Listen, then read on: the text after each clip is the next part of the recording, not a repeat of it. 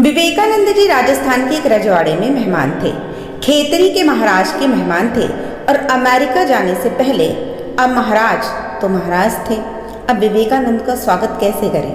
और अमेरिका जाता है सन्यासी, पहला सन्यासी हमारे देश से, तो उन्होंने सोचा क्यों ना स्वागत और विदा ऐसी होनी चाहिए कि लोग हैरान हो जाएं। तो हर एक की अपनी अपनी भाषा होती है, अपने सोचने का ढंग होता है। महाराज और क्या करते, उन्होंने देश की जो सबसे बड़ी, जो सबसे ख्याति प्राप्त वेश्या थी, उसको बुला भेजा। बड़ा जलसा मनाया, वेश्या का नाच रखा। ये भूल ही गए कि ये जो स्वागत समारोह जाने का है, जो जिसे विदाई समारोह आप कह सकते हैं, वो विवेकानंद के लिए है। अब जब विवेकानंद को आखिरी घड़ी में पता चला तो सब साँच बैठ गए। वेश्या नाचने को तत्पर है, दरबार भर गया। तब विवेकानंद जी को बुलाया गया कि अब आप आए। अब उन्हें पता चला कि एक वेश्या का नृत्य हो रहा है, वो भी उनके उस रियासत में आने की स्वागत में। तो विवेकानंद की दशा आप कुछ समझ सकते हैं। बड़े मन को चोट लगी कि ये भी कोई बात है कि सन्यासी के स्वागत में वेश्या को बुलाया गया।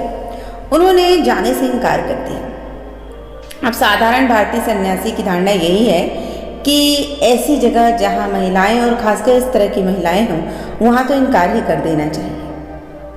अब उन्होंने इनकार तो कर दिया, लेकिन उस वेश्या ने इस चीज को लेकर बहुत अपमानित महसूस किया। वेश्या बड़ी तैयार होकर आई थी, क्योंकि उसके मन में कोई अपवित्रता का भाव नहीं था। वो तो एक सन्यासी का स्वागत करने आई थी, और ऐसा सन्यासी जो पूरे देश में प्रसिद्ध था। चूंकि उसने खुद कभी किसी बड़े सन्यासी का स्वागत नहीं किया, तो सन्यासी के स्वागत में हर कोई बहुत तैयार होकर आया था। बहुत सारे वो पद याद करके आई थी, कहीं कबीर के, मीरा के, नरसिंह मेहता के। लेकिन बड़ी दुखी हुई कि सन्यासी नहीं आएंगे।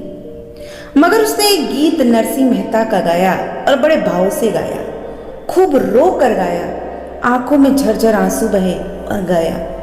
और उस भजन की जो कड़ियां थी वो विवेकानंद के कमरे तक आने लगी। और विवेकानंद के हृदय पर ऐसी चोट पड़ी जैसे सागर की लहरें किनारे से टकराएं और पछाड़ खाएं। और फिर उनके मन में बड़ा पश्चाताप हुआ। वो भजन का जो लाइनें थी वो कुछ इस तरह थी कि एक लोहे का टुकड़ा तो पूजा घर में रखते हैं, एक लोहे का टुकड़ा बधिक के घर भी होता है, लेकिन पारस पत्थर को थोड़े ही कोई भेद होता है। यहाँ बधिक अर्थात जो मांस को काटता है। चाहे बधिक के घर का लोहा ले आओ जिससे काटता रहा हो जानवरों को, और चाहे पूजा घर का लोहा ले आओ जिससे पूजा होती रही हो, पारस पत्थर तो दोनों को छूकर सोना कर देता है। अब ये बात उनको बहुत चोट कर गई, घाव कर गई, क्योंकि ये विवेकानंद जी के खुद के जीवन में एक बहुत बड़ी क्रांति की घटना थी। उन्होंने अपनी ओर देखा, उन्होंने रामकृष्ण जी को याद किया। उन्होंने सोचा, और जब बहुत देर सोचा तो वो अपने आंसू नहीं रोक पाए।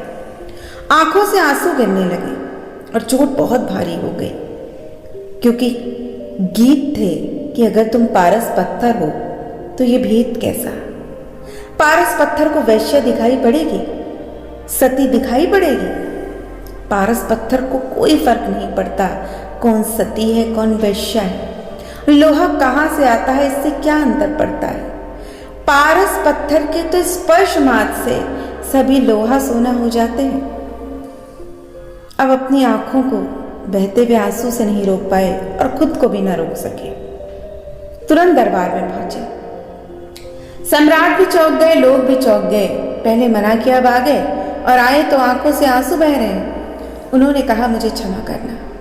उन्होंने उस वेश्या से कहा कि मुझे क्षमा करना, मैं अभी कच्चा हूं, इसलिए मैं आने से डरा, क्योंकि कहीं न कहीं मेरे मन में अभी भी वासना छुपी रही होगी, इसलिए आने से डरा।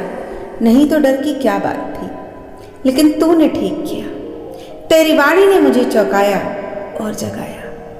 विवेकानंद उस घटना का बहुत स्मरण करते थे कि एक वेश्या ने उन्हें उपदेश दिया, यह भेद सच्चे ज्ञानी के पास अभेद है। पापी जाए पुण्यात्मा जाए, ज्ञानी दोनों को छूता है और दोनों को स्वर्ण कर देता है, क्योंकि जो ज्ञानी है उसके आंखों का जादू ऐसा होता है, उसके हृदय का जादू ऐसा होता है जो एक पापी और एक अच्छे दोनों पर समान प्रभाव डालना चाहिए। इसलिए कहते हैं कि जीवन के हर पल में कोई न कोई बड़ा संदेश हमें ईश्वर जरूर देते हैं। बस पुरानी मान्यताओं में उलझे रहने के बजाय उस घटना में छिपे संदेश को जब हम समझने लगेंगे, हमें हर दुख में भी सुख दिखाई देने लगेगा।